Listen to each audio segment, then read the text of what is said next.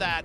And honestly, this is the only person who I've seen wield Xayah as like the ultra god carry is Uzi. Xayah. True. He was playing it way out of meta last year. This felt Uzi-esque. If you had the nameplates off, you could have told me that Teddy was Uzi this game. He was awesome on the Xayah, so cool to see that in game number 1. He was the game breaker. Game number 2. Remember we had SANDBOX saying, will Teamfight SKT say, well, we'll Teamfight 2 and win later. Will we just have Teamfight versus Teamfight, or will there be a distinct identity coming into the draft number 2? And how is this red side actually going to be navigated from SKT? Because this has been certainly an Achilles heel of this squad. The last pick, Akali, left a lot to be desired. In previous series, it's been a lot of blue side victories for SKT in a lot of their wins. And sometimes it feels like they're kind of flexing a stage too far. Someone's juggling and also playing futsal or something, and it's like, well, you could just play one of these really well, and they're trying to do both, and sometimes they stack it. So because of that, see if SKT can be a little bit more on point here. Lissandra always one we're looking for, especially recently with her rise to, I guess, infamy at this point. Even the match points are about the Win Sandra meta we have going on right now. I've had Riot Balance team reach out to me like, why is Lissandra in every game? She's so good. You know why it is? It's Aftershock. because she does the thing that it says every time. She's so reliable in proccing the Aftershock and CCing. Yes, there's some lane matchups that suck for her, but guess what?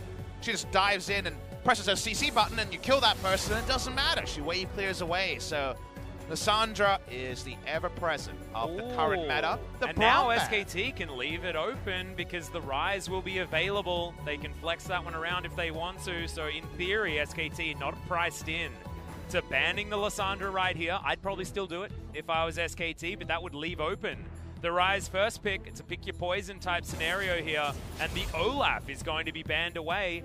Lock it in, baby. Where's our first time ever in LCK history? Blind first pick, Garen, priority pick. There we go. That's what we need to do. That's the answer. I'm down, man. Don't say things you can't take back. I'm ready. Dude, I wasn't being facetious. It covers the Riven counter pick. You can't red side Riven if he first picks Garen. Think about it. Yep, I'm thinking. Okay, so the Thresh is going to be locked in here from SANDBOX. Definitely a favorite pick for Joker. Joker has a bit of a trinity. On the bottom side of the map, it's the Galio, it's the Thresh, and it's the Shen that are his favorites. And now he can fish with a regular ability rather than the ultimate. Yeah, so he's happy about that one. He can Thank just goodness Death Sentence is going to be there. Death Sentence is on a much shorter cooldown. And he does that. He's one of our Threshers that just throws it whenever it's available. And you just take the surprise Lissandra as SKT. What does this say about Joker's champion pool? They have to go this way. And they kind of opted into this with the Braum ban. So let's see if they have a new avenue, or if they're just happy to Galio into Lissandra again. Could see an Ezreal here potentially from SKT if they would like to. You can also take Galio. Yeah. And then there's no Galio into Lissandra. I don't mind that as a choice. You can still flex it as well with Lissandra potentially going topside. Yeah, I'm not as big a fan of that, but I think there's a little cost to Galio, but they just don't care. Yeah, this is the option that I actually thought was a little bit better, just because Braum's banned away, so not a lot of denial on your true shot barrages. Draven is up, could be taken. And I mean, they've prioritized the bottom lane very heavily already in this draft, and I think stick to that. You could Draven into Ezreal here if you want. Draven Rise would be a very strong blue side draft here, and you'd only give one reaction pick to SKT. And keeping flexes on the blue side is actually fantastic, so Summit and Dove being able to share the Rise so effectively here for SANDBOX, I think is huge. I'd love to see the Draven lock in here. Because if not, are we going Vayne? And Vayne is pretty risky when you have 3 picks left open for SKT to try to find answers to a Vayne. So right now, actually, they're going to skip the 80 carry, which suggests that Draven isn't high on the priority for today. They're going to take the Lee Sin and put Clid onto Jarvan duty, you'd imagine, on the red side. Yeah, does have a lot of synergy with the Lissandra lane already. But we'll see whether they do decide to go for it. No, Tahm Kench is going to be locked in here for Mata. So let's start thinking about extended benches, and I'm thinking mostly about Ghost and Clid, respectively. Clid is Lee Sin only, into Jarvan Olaf, into kind of one-ofs, right? A couple of release games, a couple of Nocturne games. Nocturne been way down this week after being kind of almost every game in Seen a previous couple weeks. of bans, actually, but that was in our previous series. But otherwise, you're right. Not a lot of picks as the Draven. They were never going to get Draven. The Draven was gone the moment they didn't take it first round. I think that's acceptable. Maybe the Vayne is coming out in this game. I like Vayne around Ghost Joker's pick because then there's only going to be one pick for SKT to say, oh crap, Vayne, what do we do? So it's something they're thinking about, but it's not something that's actually confirmed to them till later. We'll see if the Vayne actually gets banned. by SKT. Action onto SANDBOX. You're thinking Clid champions here, right? So Jarvan is the obvious one. So Jarvan gone, Olaf gone. We're getting to the dregs now. Well, I mean, it's all two ofs, and that's going to be the Rek'Sai, the Elise, the Sejuani, the Xin Zhao. Well, Rek'Sai has the matchup, right? So I wouldn't mind a Rek'Sai ban. But this is the ban I'm not sure of. Do you ban Vayne? I think ban it. I don't think that you roll that dice. Ghost is practicing it in solo queue, so there's merit behind it, and they do ban. Yeah, I think that's a smart choice. The Lucian will then be gone for by SANDBOX, but I think SKT are okay with just outscaling a Lucian. But, I mean, it's not the Lucian's fault they lost game number 1. In fact, he was so big, right? He was. In the early game that I don't think SANDBOX is too worried about that. Go wipe steal bot lane and still be able to power. Yep. Again, you could jinx, you could a lot of things, but we would definitely understand the Lucian again. They'll take away Kha'Zix, an old pick of Clids from the LPL days. Interesting. Rek'Sai is going to be taken here, obviously. We already outlined that one. That's a no-brainer, to be perfectly honest, and I don't know why the Rek'Sai wasn't prioritized first. He hasn't actually played any Kha'Zix so far. Yeah, it is. It certainly is a Clid pick, however, not this season. But you just knew Rek'Sai, because, like, why not Rek'Sai here is kind of the thought process. We didn't need to see it locked in to know that. You have the unburrow into the Lee Sin Q, of course. It's a very famous mechanic. Not to mention the fact that the Tremor Sense is so incredibly good against SANDBOX in the early game, trying to get that vision around the Baron Pit area. Do you blind Vlad if you're SANDBOX? Interesting question to ask. You can. You can take Vlad and then just a heavy physical damage dealer and say we've got a lot of max damage. Vlad Siva, baby. Aatrox is open and a Summit favorite. I know it's not one that inspires a lot of love from the casters around here, especially if our fellow color caster is on. But we're going to see comfort for Summit in this game. Can turret dive here with the Lee Sin very reliably, which could be an important thing to hasten the game. What the opponent will be, we'll find out, because Fiora's open and it's Khan. There are a lot of Khan champions that he can pick up here. He's good at Fiora, he's good at Riven. The Jinx is pretty hype if we do see it. We mentioned that as a hyper carry that's open. It's not really a Kog'Maw spot, so Jinx is going to be the lock-in here for Ghost. Yeah, I actually feel like Jinx is a fantastic pickup to augment this composition. Already they've got a lot of mid-game threat in the Aatrox, and a lot of shenanigans can actually be caused in the backline. So now maybe Kennen. If you want to actually kill, you go Kennen. If you want to go for the Fiora, you're playing the side lane, so the crowd gets the more hype choice, but it does mean one less person who's likely to catch up to the Jinx. So this is one I actually would have preferred SKT to think about. You can play out this draft and win, right? Because the laning matchup is so good, but Kennen was open and would have been a bit more threat onto Ghost. Especially if it was the AP Kennen. I completely understand that one, but I do like SKT deciding to play the finesse style with more of a split push decision, because SKT just do it so well, right? And then you can avoid Jinx's incredible ability to AoE in a team fight, and you can use the Ezreal to his strengths. And now they throw Ryze top lane, and suddenly the Fiora's in a different spot than it would have preferred. So it's going to be Dove on Aatrox mid. Summit and Dove have pretty overlapping champion balls. They all play the same champs. No Akali this time. The Kennen would have been the respectful choice. It almost feels like they stared so deeply into it, they saw what they wanted to see Atlas, and while it's not necessarily going to be a disaster, the Kennen would have really been able to do a lot of things. Let's see how the Fiora does. I feel like it'll need a bit of help. Yeah, I think so too. Into the Ryze, not necessarily the matchup that you want to see, but SANDBOX have really put themselves together a composition that does bridge very nicely moving further into the game. And we talk about this a lot, but I just love it. I love compositions that can make up for weaknesses in certain points of the game with obvious other things that they can use in order to band-aid it. SKT on the other side will have certainly some very clear win conditions, and also the 4 as far as the 1-4 is going to be strong in the Lissandra Ezreal, who are going to be very slippery. And does Khan just rock up mid lane? Could happen, right? We've seen a lot of flexible lane assignments, so no guarantee the Faker doesn't find pastures new in the top lane. Well, we'll see what happens here. Game number 2, SANDBOX versus SKT.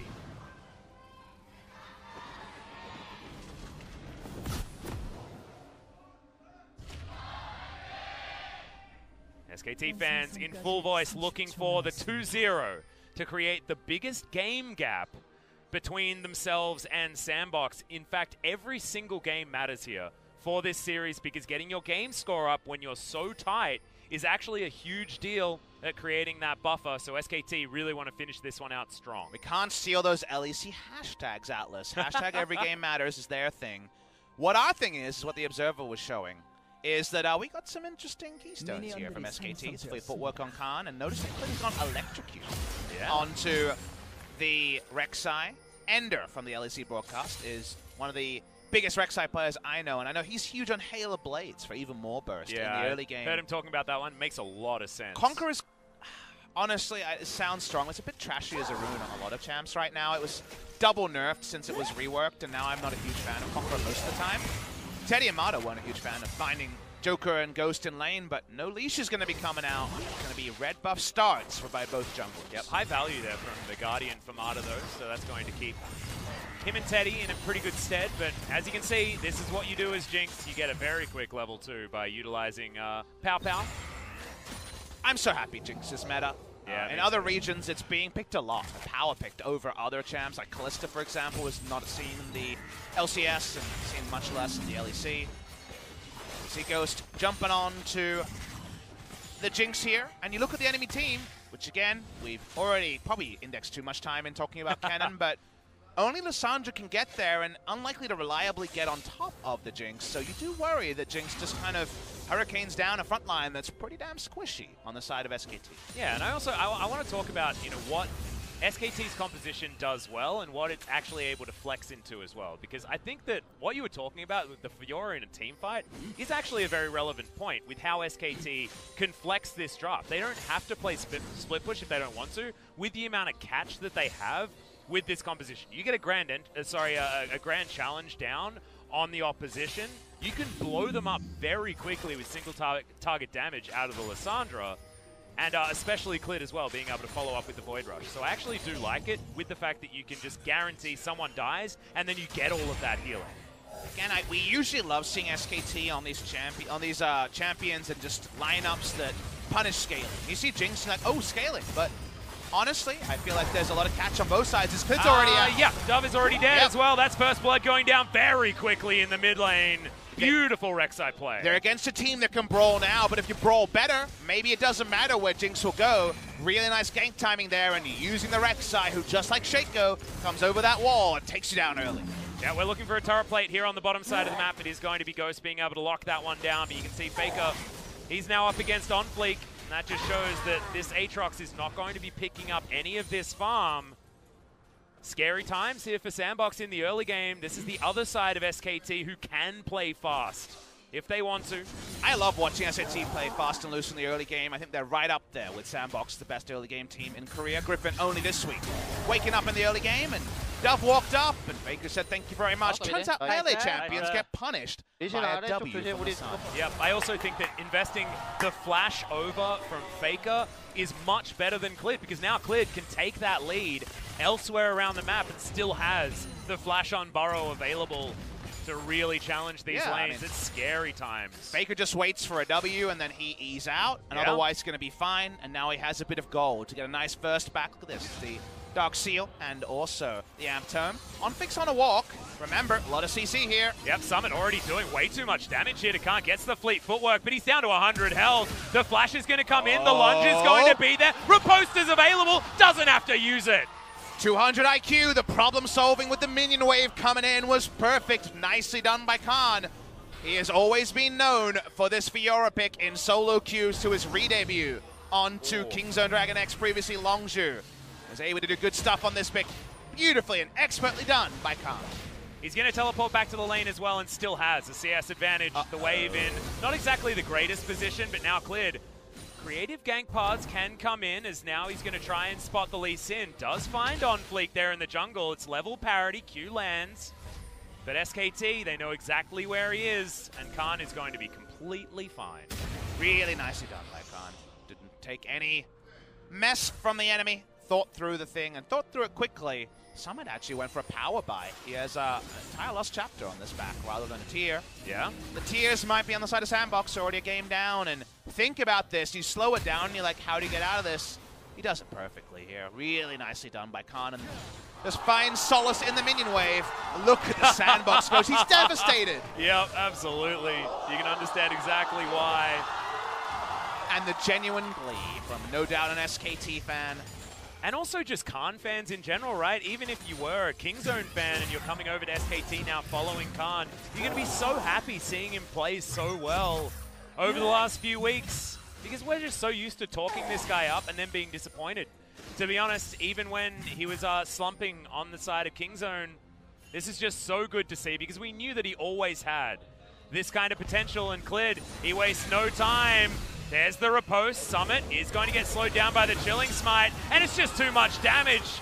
The Rek'Sai is doing so much work this early game. Doesn't matter which domination tree Keystone you go into, Rek'Sai will do the damage. Fiora ain't got none, but no problem. Level 5 Fiora was probably the reason Ryze was so far up. That's the pathing a Rek'Sai is possible on, and nice see Clid popping off on a champion not named Lee Sin. Yep. And it's fantastic to see Khan now with an advantage. Faker with an advantage, and the Rek'Sai able to carry this lead to other lanes so effectively. Ocean Drake, the first one yet again, feels real bad. Oh, an Inferno though. Hey, yeah, there we go. Will that finally be SKT's invitation to fight though? Because they've been very passive around Ocean Drakes. Ocean Drake first spawn, really nice. For specifically Summit, who would love this one, doesn't have his tier yet. Going to be a late transform, you'd imagine. He's got battle stats that aren't going to be useful. His flash is still up, so he's going to be... This lane spot, by the way, is awful for Ryze. He feels terrible about this, but he's going to try and push it quickly. Guess who's here to punish him before he can get the push on? Well, Flash actually wasn't invested. I know, but still, Summit, he's so far out. Yeah, can they actually get him locked down? Clid's decided that he's going to get the flash off. Jump on in, gets the flash trade there between the Rek'Sai and the Ryze. And that's when it's worth it, because next time Khan will have a flash advantage in about 2 minutes and an ult to just kill Ryze himself. So that's a good time to trade summoners. You called out earlier how Faker flashing instead of Clid was big. Let's talk about bot lane as on Flake. He's going to try and work out his angles. Yep, Marta's going to have to use the cleanse, uses the Grey Health there as well. It's the kick for the mini stun into the wall. Super Mega Death Rocket comes down, but it's only a 1-for-1 trade. It's even more turret plates, but this is exactly what you were talking about. Grand Challenge is going to be issued. Summit isn't going to go down, keeps himself alive, and the turret is going to stay up as well, as Teddy has a red buff after all of that. Turret aggro there was important. The Lee Sin couldn't chase further. After the rocket hit, I thought they might chase down a second kill, but turret aggro. Trolling on Flake. They only get Marta through all of it, and Teddy picks up kill credit as well. The kills right now are on the man who set up all the dominoes, and the man who usually just knocks them all off in Teddy in the late game. We're going to watch the replay. Remember, it's 3v2, and they don't out-trade in a big way. Yep. Onfleek comes on in, gets himself the high-value kickback onto Teddy, locks him down in place for a long time, but he gets out, and the trade of kills is actually really bad for SANDBOX. I love those SKT listen-ins there. Not too joyous, despite getting a very nice 1-for-1 trade. But Marta died, and you can see on his face that he was absolutely fine with how that situation went. Khan not so fine with this top lane scenario. I mean, it's not an ideal matchup to Ryze, right? So because of that, things have been a bit helter-skelter on the top side, and Onfleet looking to punish him. Doesn't have kick available on Clid, who's been ahead of the play the entire game. He's rolling up, and right now he'll be unsighted but expected by SANDBOX. Yep, and that's just a minion wave guarantee gank to come in from SKT, so they're still able to actually get a lot of high value. Even stealing away this blue buff is a little bit more than they necessarily needed to. It was already a victory, and then Faker still is able to lock that one down. Bot lane has been more joyous for Ghost and Joker than we would have assumed. It's been kind of the off-screen action that's happened. It's a, I guess, 1.5 minion wave advantage in the bot lane. An example of the fact that Clid has been playing top side of the map for SKT rather than bottom side. Something's got to give somewhere. If they're also losing bot side, then you're like, okay, this is just an out skill on the side of SKT. And you'd look at the other series that SANDBOX won against SKT and wonder how the heck that even happened. Exactly. So good that there is at least a counterpoint, and Jinx is a great counterpoint that from Pot Kettle Black in the late game. Teddy now has himself the Iceborne Gauntlet fully completed before a tier. This is a very defensive choice. And what does that tell you? It tells you that my jungler is quite liking the top side of the map, but he doesn't want to have a holiday bot side anytime soon. But could also situationally be for chasing. He even amusingly has the blue buffs, so he's going to be there. Yep, it's clearing away on the bot side. Jinx has a one-item power spike. She didn't with item builds before, now that Infinity Edge can be built without being a troll. So you get the right RNG, you get the right chase. Berserker Greaves, BF Sword Pickaxe was always the Jinx build the last time Jinx was meta. And honestly, the last time Jinx was meta was kind of when IE was in its old self. Yes, and now it's back to that state, so I do like that a lot as well. The extra attack speed that you get from the Q is why it's so much more valuable on the Jinx than other possible choices. And why you love Jinx buying flat attack speed, so flat attack damage, just a bit of attack speed, is if the enemy ever recalls, you just obliterate turret plates. Turret plates weren't there last time we had a Jinx meta. You can never find any space to leave lane because she just unloads a flurry of damage with all her early game attack speed. Well, you can see even when it was Teddy and Marta just sitting under the turret, Ghost uses the extra range and just mows it down anyway. Don't even need to find a back timing at all. Tier is done here for Summit. Finally completed for Teddy as well, as Faker is struggling in a lot of these trades against Dove. Finally, an Infernal Chains misses. 2 kills to the good, but how about this, Atlas? You must admit, it is 4 turret plays to the good. Yeah. On the side of SANDBOX, still, we do notice 1,000 gold lead, so that's not telling the whole story. CS leads in mid lane is the most pronounced, but worth noting that at least there are counterpoints that SANDBOX Gaming aren't rolling over in the early game. Yep.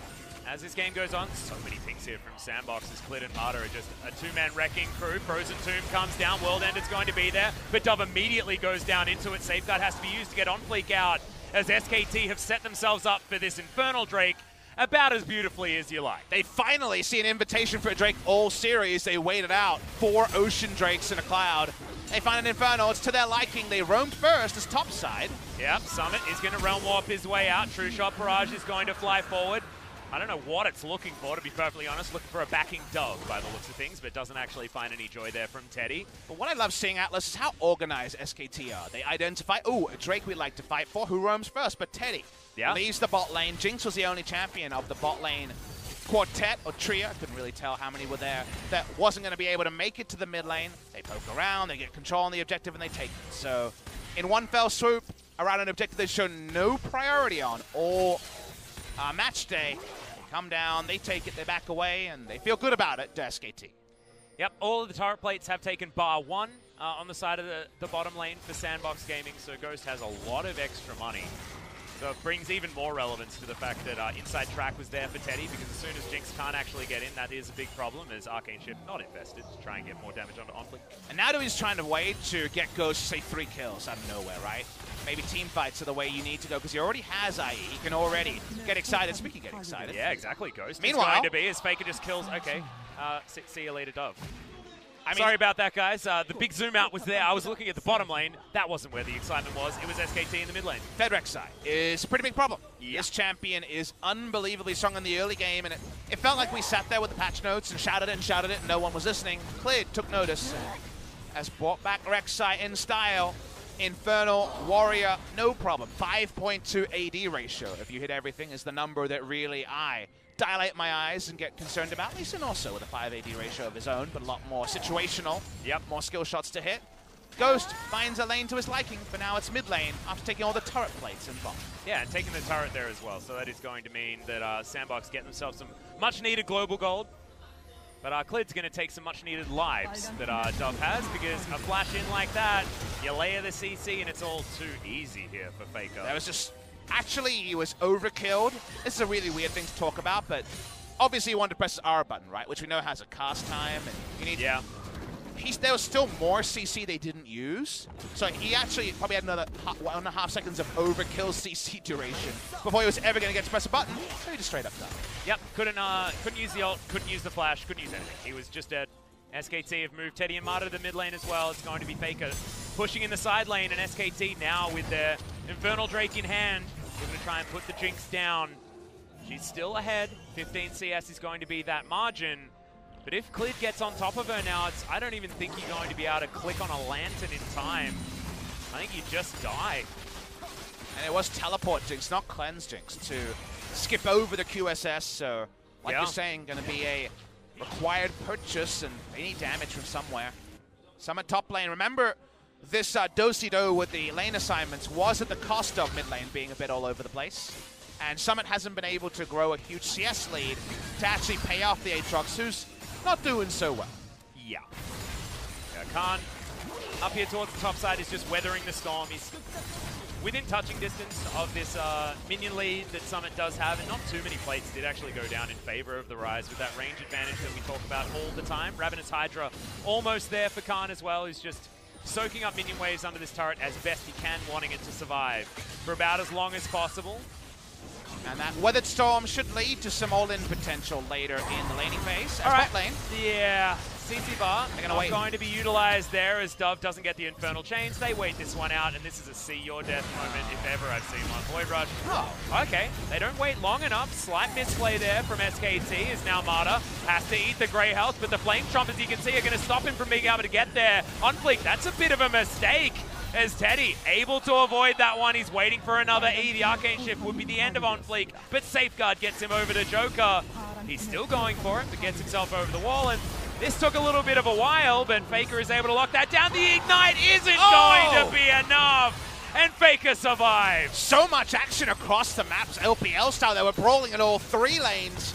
They're going to push through mid lane. We know how fast the minigun take down this turret. Teddy has to watch on. Can't clear all the minions with the True Shot Barrage, and the win condition is get goes to the team fight post haste. Yep.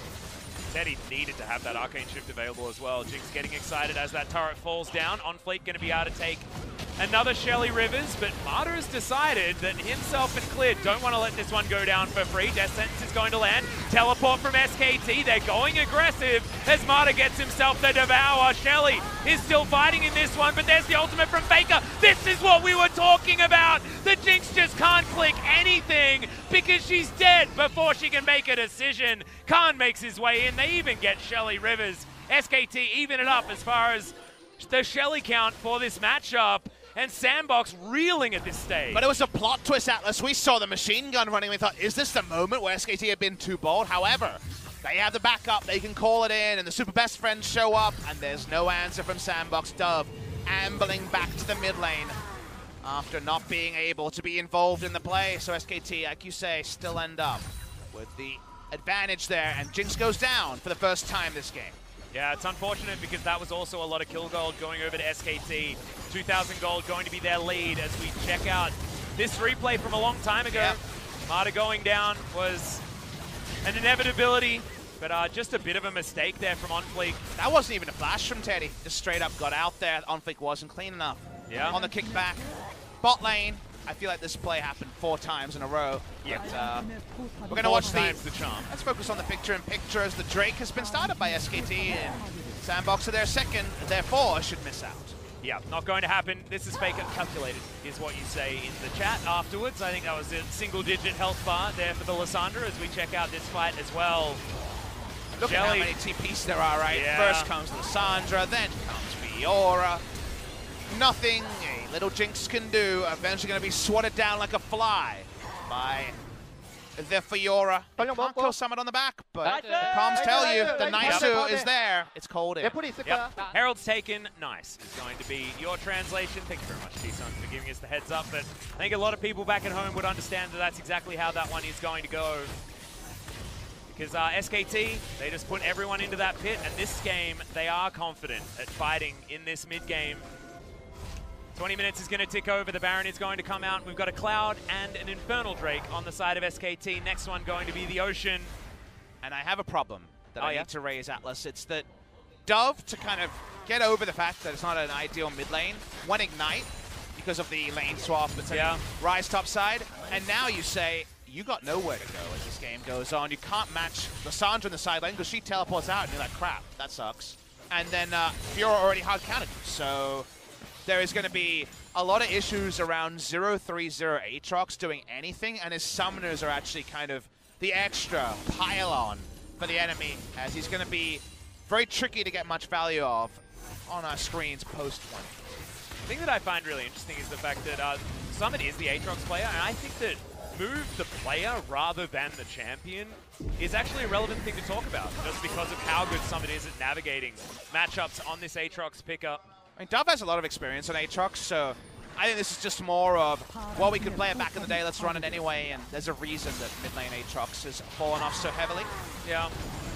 Dove is 1-1 on the pick before this game comes in. as far as LCK stats, but you're right, has played it a lot outside of the LCK. Abyssal Voyage comes in, SKT playing very aggressively here towards the bottom side of the map. Minion Wave not in position for the inner turret on the bottom side. That one is still very neutrally posed. This feels like if the nameplates are reversed, it'd be one of those SKT drafts people would talk about. But why Rise top lane? They just gone with the Aatrox. Like, it's one of those things where obviously results-based analysis is not ideal, but you're never going to be a huge fan of Aatrox mid lane with Ignite. It definitely hasn't come together in a big way. All they really have to show is this 2-item Jinx. And she does have Hurricane. She can get going, but they need that first kill. And they probably need to make a play while these teleports are on cooldown, because it's the only time they can outnumber without all of the backup that SKT have invested in. Well, now Teddy's looking to stack up his second tier, does have himself a Lost Chapter as well. He's actually foregone any of the Vamp Scepter items that you could go for in this place. He just wants to get himself scaling as quickly as possible. I like looking at Teddy's item builds because he varies them a lot. Cleanse used from Marta there as Joker does land another hook as Faker not going to go in on the claw. Dove, good knock up there as Clid burrows his way out of trouble, but he's down to about half health. Joker as well, he's in trouble, uses the cleanse but lands the hook. Teddy threads the needle on the Mystic Shot. The Frozen Thrall is chasing and SKT are following afterwards. This squad is feeling great in this mid-game as Khan's even launching himself forward. Good zap there from Ghost, but doesn't have the rest of his team available, and the Mystic Shots are really starting to hurt from Teddy. This is actually going to get SKT a big objective that's not immediately clear. They're not going to kill something. They're going to kill all the vision that SANDBOX have put down, crucially, just as their teleports are about to come up. And when you have control wards on a Baron and triple teleport available against Ignite Aatrox, honestly, as SANDBOX kind of throw up your hands, you're like, I guess we run at something and hope they come to us, because this is definitely going to be map control fully converted by SKT in about a minute and a half's time. We're watching the replay. Joker's been fishing all series, and this man's not catching much. He gets the Lissandra, but it's not enough. Teddy missed one Mystic Shot throughout that entire passage, and all of the skill shots that he actually hit were in a row. And that's why there is a very dead Thresh. And that's why we talk about Ezreal differently here in the LCK, because some of our Ezreal players just seem to have magnets on that particular Q&W ability. Champion that definitely has powered down in kind of an indirect fashion. We're not even on 9.6, where the double tier build is gone. My feeling is, this was actually discussed by Skara when he was going over some proposed nerfs to Ezreal. I kind of agree with him here.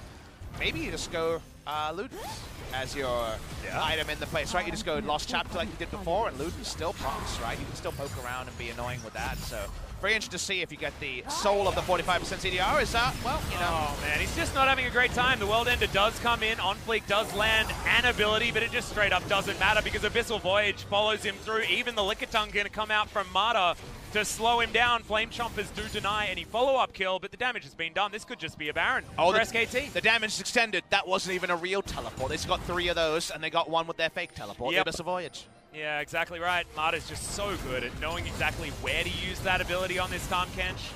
So a lot of different Tahm Kench players as Realm Warp is going to come in from Summit, but SKT have them surrounded. Clid burrows his way out. SKT controlling the battlefield.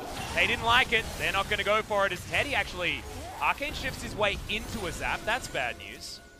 So that's 2 teleports used for a defensive position, no more. That's good news for the side of SANDBOX. They didn't have to invest Flash to get that to happen.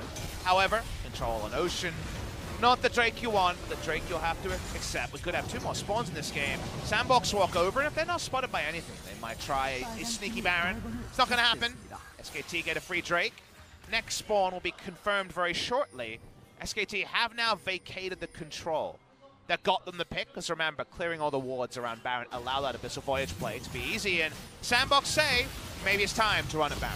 Yeah, this is actually a bit of a problem because Teddy was going for a reset, going to immediately teleport back in. The Baron at about half health as Khan is going to get hit up, and SANDBOX not going to risk it.